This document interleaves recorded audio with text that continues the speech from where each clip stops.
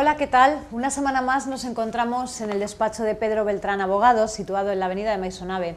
Y como saben, pues cada 2 semanas nos damos cita en este despacho para contarles las últimas novedades jurídicas o para aclararles temas que a lo largo de su vida les pueden venir bien porque pasen por una de estas situaciones. Si hace 2 semanas hablábamos de divorcio, hoy vamos a hablar de un tema más específico, pero también vinculado al divorcio, como es la liquidación de gananciales. Para ello nos acompaña, como cada semana, Cecilia Santangelo, que es abogada de este despacho. ¿Qué tal, Cecilia? Hola, Anabel. Buenas noches, ¿qué tal? Bueno, antes de nada, darte la enhorabuena por ese premio que ya has podido recoger. Ya te vimos, guapísima en esa gala y muy emocionada, por cierto. La verdad es que sí, muy emocionada porque bueno, está en muy buena compañía, con unas personalidades muy selectas y contentísima de recibir el premio. De hecho, ya lo tengo colocado en casa, en un lugar muy privilegiado, al lado de la foto de mi familia, que es a quien le dedico todos mis logros profesionales, la verdad. Bueno, pues esperamos que este sea uno de muchos premios que te esperen en tu larga carrera profesional, esa carrera que tienes por delante. Muchísimas gracias, de verdad, Anabel. Nos metemos en el tema de hoy, Cecilia, y para comenzar, ¿cuáles son los tipos de régimen económico matrimonial? Bueno, Anabel, ante todo quería comentarte que una persona puede establecer qué régimen matrimonial, económico matrimonial desea. Se puede modificar se puede establecer antes o modificarse durante el matrimonio. Hay 3 tipos de regímenes: el régimen de separación de bienes, el de gananciales y el de régimen de participación. Decirte que el último realmente es algo extraño, o sea, se intentó hacer como una novedad, pero realmente está en desuso. El régimen de gananciales, como bien sabemos, podemos resumirlo en una palabra, como que todo lo que se gana en el matrimonio es de ambos, a mitad, o sea, como que le corresponde a mitad todo. Por ejemplo, una persona, uno de los 2 del matrimonio, pongámosles el hombre en este caso, si gana 5.000 euros y la mujer gana 1.000 euros, no sería 5.000 y 1.000 para cada uno, sino que se une todo y serían 6.000 euros en la masa ganancial. Es decir, para ambos, no estaría dividido. En cambio, en separación de bienes, el régimen de separación de bienes, cada uno es propietario de sus propios bienes. Esa es la gran diferencia que hay entre uno y otro. Claro, una diferencia enorme.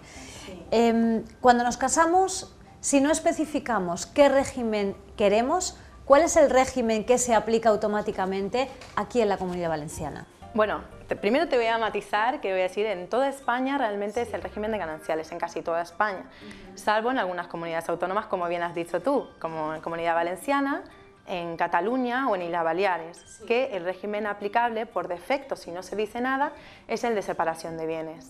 Pero en los demás territorios, en las demás comunidades autónomas, es el de gananciales de momento. Pues la verdad es que, Cecilia, me parece importantísimo remarcar esto porque creo que la mayoría de gente no conoce esta normativa.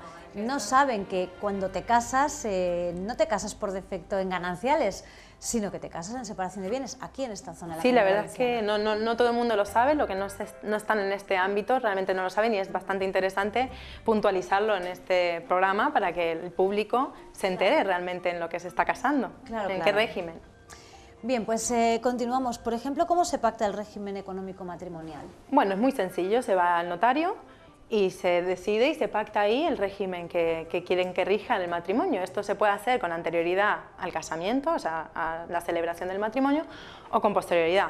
Sinceramente, es preferible hacerlo con anterioridad para saber qué régimen va a regir este matrimonio y que no haya ningún conflicto luego a la hora de querer cambiar el régimen que uno de los dos no quiera. Bueno, ya que vamos al notario, ¿sería posible casarnos también en el notario, que nos casara un notario? Bueno, no sé si estás informada más o menos porque la preguntaban por ahí. De momento no, hay un proyecto que en realidad que sí que se pretende que se celebren las bodas ante el notario, porque como sabes de momento es en el registro civil donde se realiza este matrimonio, las bodas, y bueno, en el ayuntamiento, en Alicante mismo, te quiero decir. Para casarte en el ayuntamiento hay una lista de espera de 4 o 5 meses, en cambio en el registro civil es mucho más rápido. O sea, en 1 mes y medio o 2 ya te puedes estar casando, ¿no? Entonces, bueno, este proyecto lo que viene a decir es que te puede casar un notario. Los notarios son profesionales, Por tanto, no es gratuito como viene siendo en el registro civil ni como viene siendo el ayuntamiento. Hay que pagar una tasa. Todavía no se sabe la exactitud de la cuantía de esta tasa, pero bueno, pueden rondar entre los 50 euros más o menos. Ajá, Así bueno. que, pero bueno, que te pueden casar al notario. Es mucho más rápido porque tú acudes al notario un día y al día siguiente ya se te puede efectuar el matrimonio, entonces mucho más rápido. Muy bien, pues lo tendremos en cuenta. Gracias, Cecilia, muchísimas gracias como siempre por tu claridad y por explicarlo también. Gracias. Muchas gracias a ti.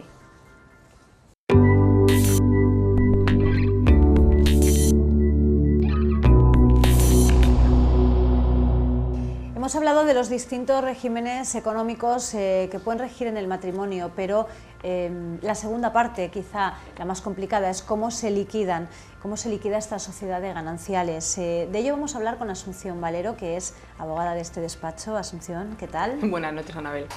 Bueno, la parte fácil quizá es decidir qué régimen queremos que rija nuestro matrimonio, pero a la hora de liquidarlo ya las cosas se complican un poco. ¿Cómo se liquida esa sociedad de gananciales? Claro, cuando es sociedad de gananciales, la liquidación es por supuesto diferente, no estamos hablando de separación de bienes. Claro. La liquidación de una sociedad de gananciales consiste en los trámites que hay que efectuar precisamente para dividir ese patrimonio en conjunto cuando los cónyuges están casados pues en régimen de gananciales. Tendríamos que diferenciar previamente, Anabel, y me gustaría que quede claro que una cosa es la disolución del régimen económico patrimonial y otra cosa es la liquidación propiamente dicha. Cuando tú obtienes el divorcio, obtienes directamente en ese momento la disolución del régimen económico patrimonial. Con la sentencia de divorcio va la propia disolución, pero se disuelve, pero no se liquida. O sea, la liquidación es una cosa aparte, es la repartición y distribución del patrimonio propiamente dicho. Sí. Entonces se puede hacer de forma simultánea con una demanda de divorcio en el mismo procedimiento, o se puede hacer posteriormente con otro procedimiento específico y distinto.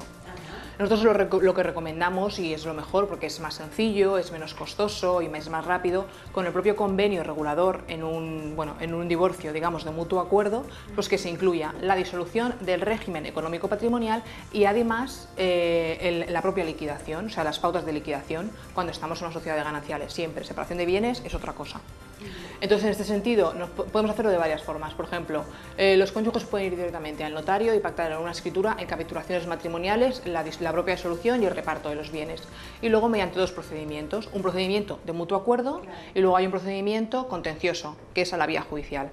El de mutuo Efectivamente. El de mutuo acuerdo, procedimiento, demanda de divorcio, se puede hacer también simultáneo, convenio regulador, se especifica todo y luego tienen que estar de acuerdo en la liquidación. O sea, aparte de estar de acuerdo en el divorcio, tienen que estar de acuerdo en la forma de repartición de los bienes, lo cual en la práctica no es muy usual, porque precisamente uno de los motivos, no el único, pero el que, digamos, enmarrona un poquito todo el procedimiento de divorcio es precisamente eso, porque no están de acuerdo en la repartición de los bienes. ¿Cuánto puede durar un proceso de divorcio con un contencioso de por medio en el que las partes no se pongan de acuerdo? Pues sobre todo con la dilatación de la propia liquidación del régimen económico patrimonial, es que, o sea, se puede dilatar bastante, puede durar incluso años. ¿Años? Claro, eso es lo que te iba a comentar ahora. Cuando es contencioso, entonces empezamos con otro procedimiento. Imagínate que se formula una demanda nueva solamente para liquidar ese patrimonio, porque no han llegado a ningún tipo de acuerdo, vía judicial. Acudimos a un tribunal, entonces ambas partes, los cónyuges, aportan la documentación suficiente para justificar un poco el inventario de lo que forma parte de vuestra sociedad de gananciales. Claro. ¿Qué lo forman? Activos y pasivos. Tienen que llegar a un acuerdo también. Si no llegan a un acuerdo, el juez los convoca, una especie de juicio, para determinar qué conforma toda la masa de los bienes, y luego también determina un poquito la disposición y administración de esos bienes. Una vez tenemos todo el inventario, relación de bienes, ¿qué pasa? Cónyuges, vuelve a llamarlos, ¿cómo los repartimos? ¿Habéis llegado a un acuerdo? Luego, lo más probable es que no hayan llegado a un acuerdo tampoco en este paso procesal, entonces lo que hacen es designar a un contador partidor que haga el trabajo por ellos. Por el mismo cauce también se asigna un perito, Anabel, porque tiene que haber un avalúo de los bienes para luego la distribución.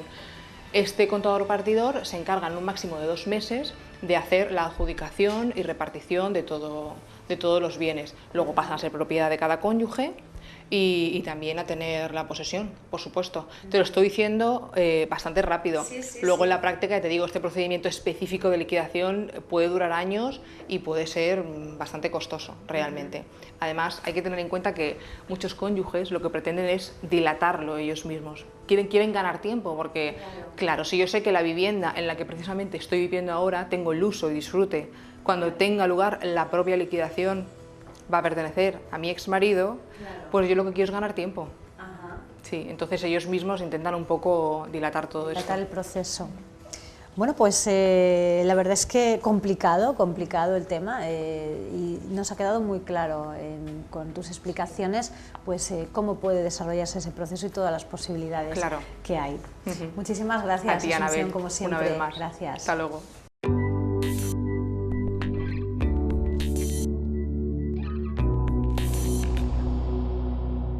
La teoría nos ha quedado clara, vamos al terreno más práctico y lo vamos a hacer de la mano de Victoria Yarmoluk, abogada del despacho Pedro Beltrán Abogados. Hola, Anabel, buenas noches. Victoria, ¿cómo se enfoca la cuestión práctica de la liquidación de las sociedades gananciales y cuál es la actitud de las partes normalmente? Sí, Anabel, como han comentado antes mis compañeras Asun y Cecilia, si no se puede llegar a un acuerdo para liquidar el patrimonio conyugal, pues hay que acudir por vía judicial a un procedimiento específico que es bastante largo y costoso. Nos encontramos en una situación bastante delicada muchas veces porque suele haber por lo menos una parte que no desea llegar a un acuerdo, no desea liquidar esa sociedad de gananciales. Teniendo en cuenta que de acuerdo con las estadísticas del Consejo General del Poder Judicial, las que rompen los matrimonios suelen ser las mujeres, son ellas las que muchas veces se niegan a liquidar la sociedad de gananciales. ¿Por qué? También porque se complica la situación, porque también suelen tener las mujeres atribuida la guarda de custodia de los hijos y como consecuencia el uso y disfrute de la vivienda habitual y otros bienes.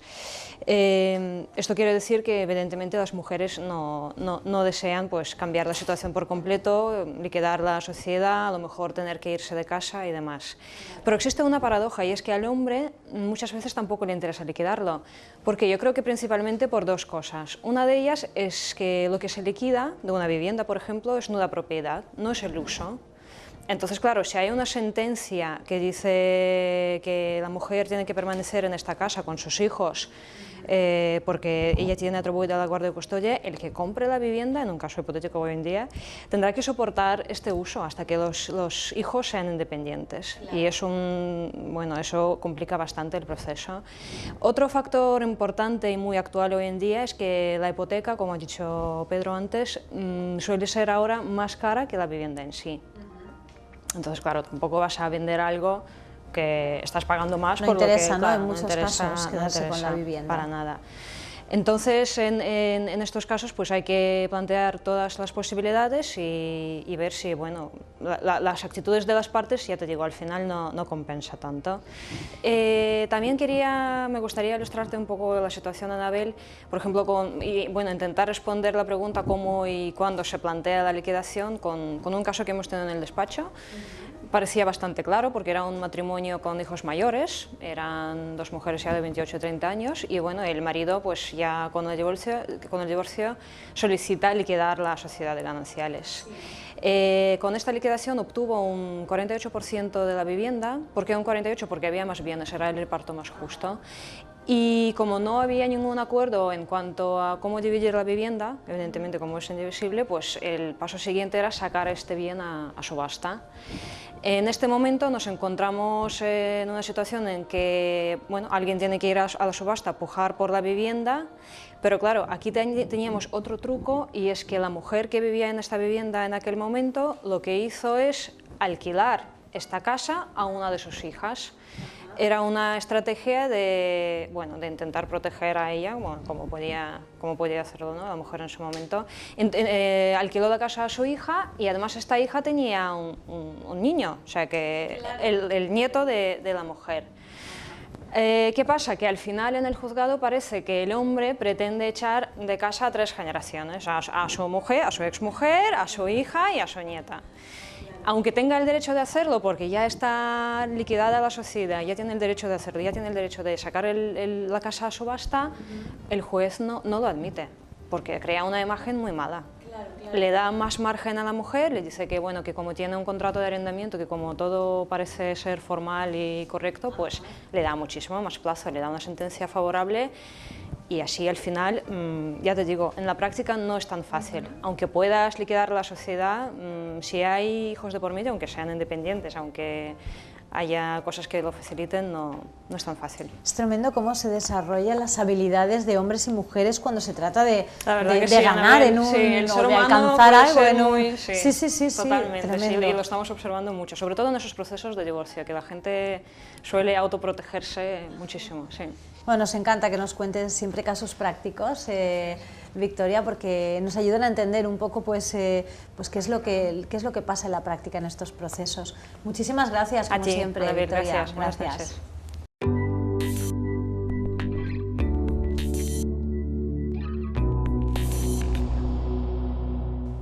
Pues de todos los temas que nos han ocupado hoy nos vamos a centrar en uno para terminar, y es el de la separación de bienes en la Comunidad Valenciana, y lo vamos a hacer con Pedro Beltrán, que es presidente de la Asociación Europea de Abogados. ¿Qué tal, Pedro?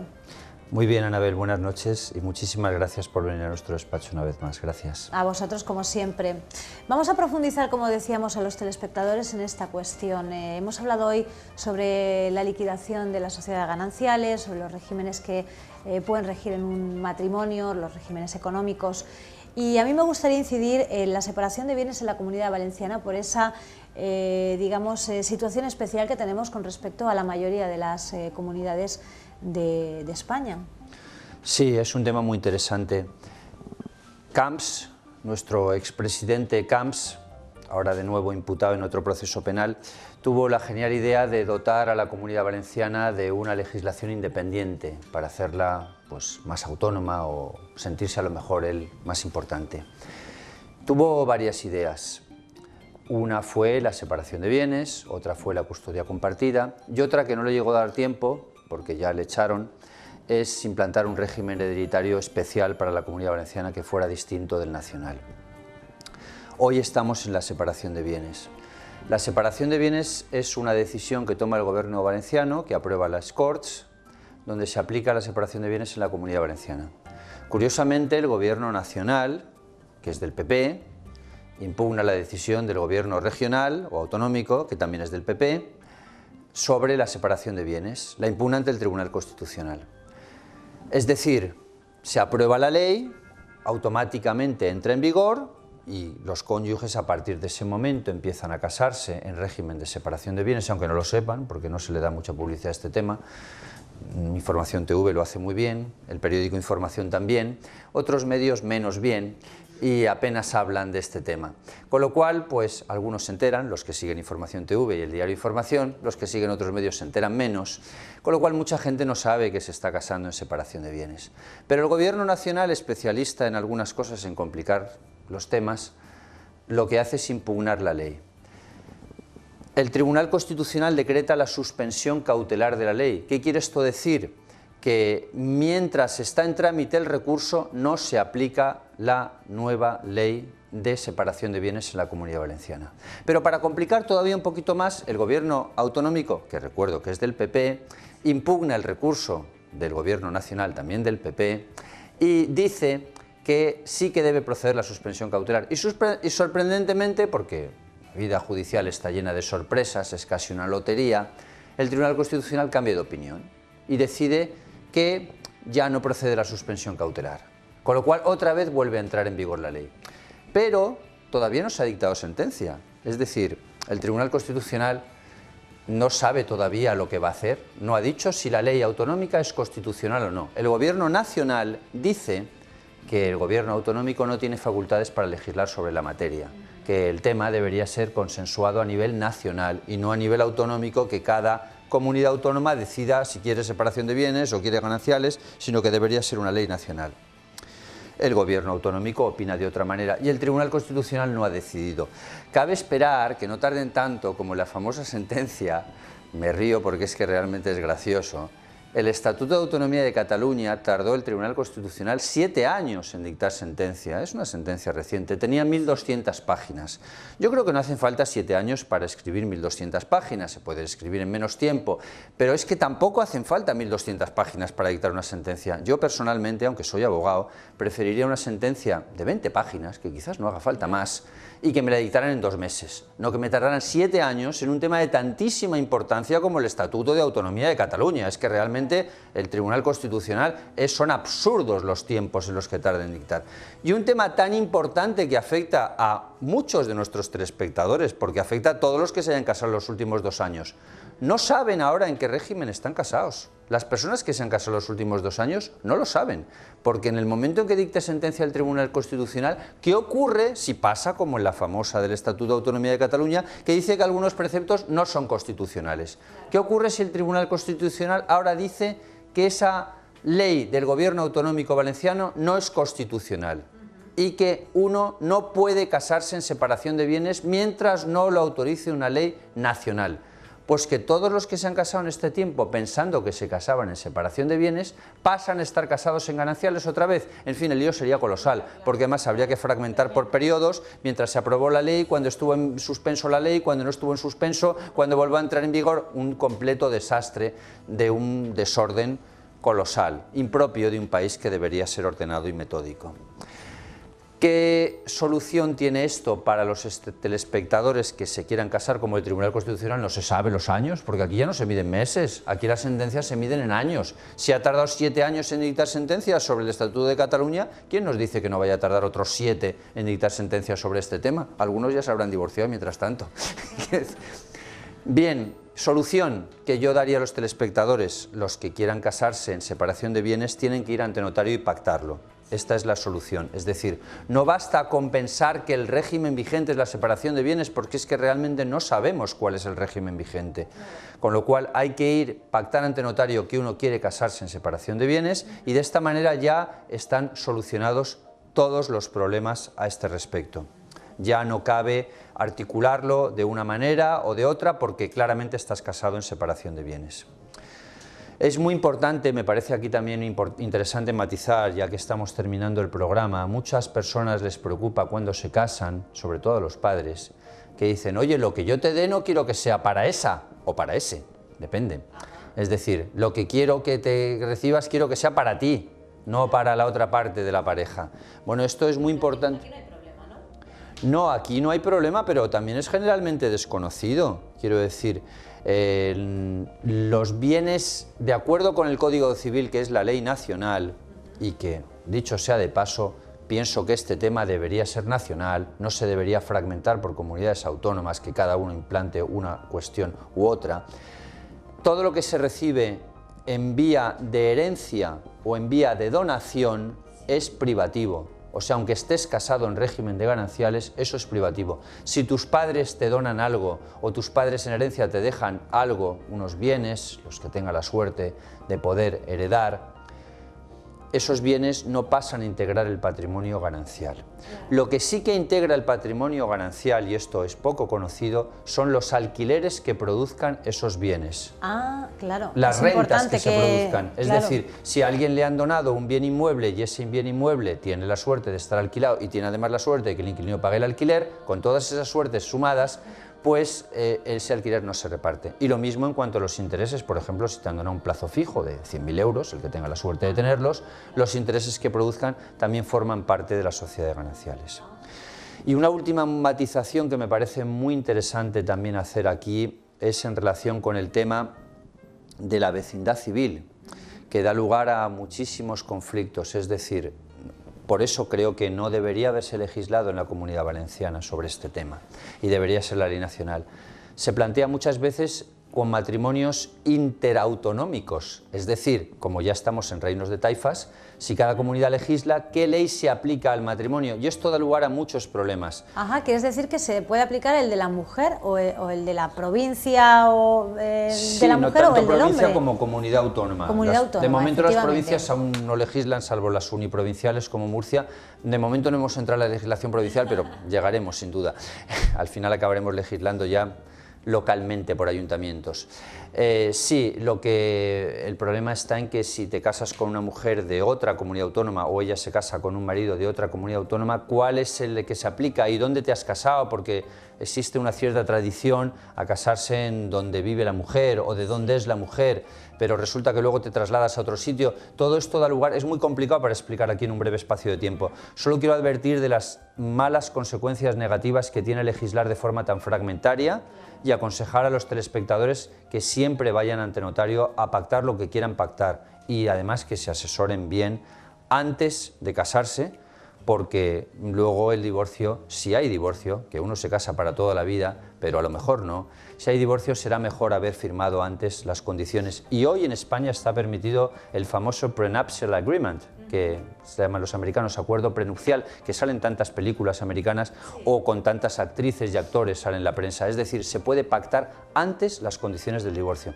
incluida pensión compensatoria o renuncia a la pensión compensatoria e incluido uso de la vivienda conyugal, siempre y cuando no haya hijos, y luego hay hijos y hay terceras personas que son los hijos interesados. Pero las condiciones del divorcio se pueden pactar antes de casarse. Pero fíjate, Pedro, eso que está tan extendido en otros países y que es algo natural y normal, un trámite más de los que lleva aparejado el matrimonio, aquí en España ¿no te parece que todavía no estamos preparados para eso? Que todavía ¿Por qué no estamos preparados? No, porque quiero decir que genera siempre muchas suspicacias entre las parejas cuando una de las partes plantea ese acuerdo prenupcial, ¿no? Parece que es una prueba, o sea, se interpreta todavía como una prueba de desconfianza en lugar de una prueba de amor.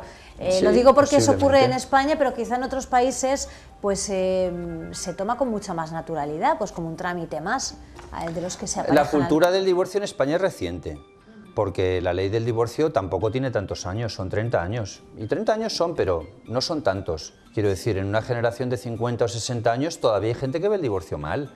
Es decir, y eso hay países como Islandia o los países nórdicos que llevan más de 150 años divorciándose, hay intercambio absoluto, es decir, quiero decir, se llevan muy bien las parejas divorciadas, que es otra cosa que aquí no ocurre, es decir, esto es otro problema que aquí existe.